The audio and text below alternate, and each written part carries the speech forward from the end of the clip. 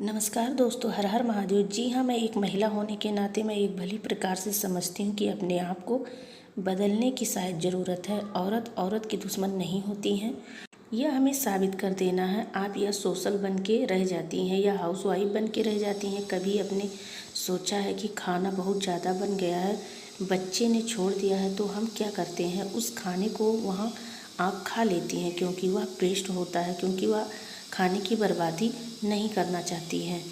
मैं भी कई बार खाना खा लेती हूँ। इस खाने को सिर्फ हमें बचाना है, इसके लिए हम खुद को नुकसान पहुँचाते हैं। पूरे घर को हम खाना गर्म करके देते हैं और खुद हम खाना ठंडा खा लेते हैं, क्योंकि हम अपना ख्याल नहीं रखते हैं। क्यों ऐसा करते हैं? अत्याचार हम अक्सर शिकायत करते हैं कि वहाँ हमसे प्यार नहीं करते, मेरी माँ हमसे प्यार नहीं करती, हमको प्यार नहीं मिला। अक्सर महिलाओं का शिकायत रहता है। क्यों मिलती हैं? तो आप किसी को भरपूर प्यार दीजिए। जो बचपन में आपके साथ नहीं हुआ वह आप अपने बच्चों को दे दीजिए। अगर हम शिकायतें करते रह गए, अगर हम शिकायतों का टोकरा बंद कर दें, खुद से अपने आप से प्यार करने लगें, तो सब कुछ सही हो जाएगा।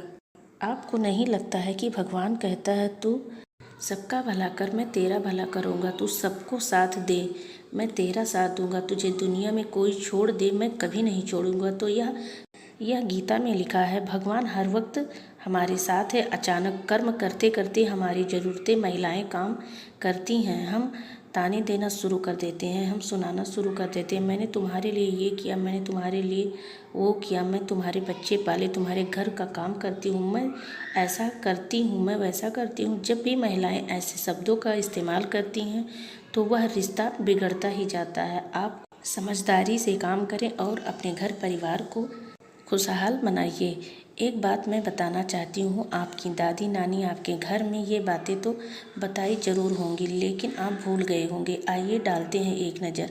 आपको पहले पुराने ज़माने में कपड़ा इस्तेमाल करती थी, कपड़ा लगाती थे। थैंक गॉड हम लकी हैं, हमारे पास विस्पर स्टेफरी है, हमें उस कष्ट से नहीं गुजरना पड़ा। कई महिलाओं ने देखा भी होगा, मम्मी ऐसा करती थी।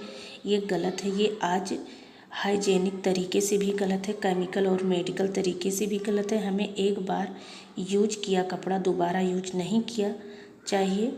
अगली बात मैं बताना चाहती हूँ, अगर आपका कपड़ा धूप में सूख रहा है तो उसे कोई भी ले जा सकता है, आप खो सकता है, आपका तलाक भी करवा सकता है। इसीलिए जब भी आप विस्पर इस्तेमाल करते हैं, उसे फेंकते हैं, आपका जो पैड है उसका कागज़ में अंदर लपेट कर रख दीजिए, पॉलीथीन में लपेट कर, तभी कहीं भी आप फेंकें, ताकि उसका कोई यूज ना कर सके, कोशिश भी ना कर सके। स्पेशल 5 दिनों तक करना है। कोई बिल्ली या कुत्ता इस्तेमाल ना करे, उसे इस्तेमाल ना करे, आपके लिए बहुत ही कष्टकारी होता है। इन दिनों बहुत ही टोना टोटका होता है, इसीलिए आप 5 दिनों की जानकारी हर किसी को ना बताएं। अगर आप कोख नहीं खुल रही है तो आप इन 5 दिनों की जानकारी किसी को भी ना दें, ना अपने घर में किसी को दें।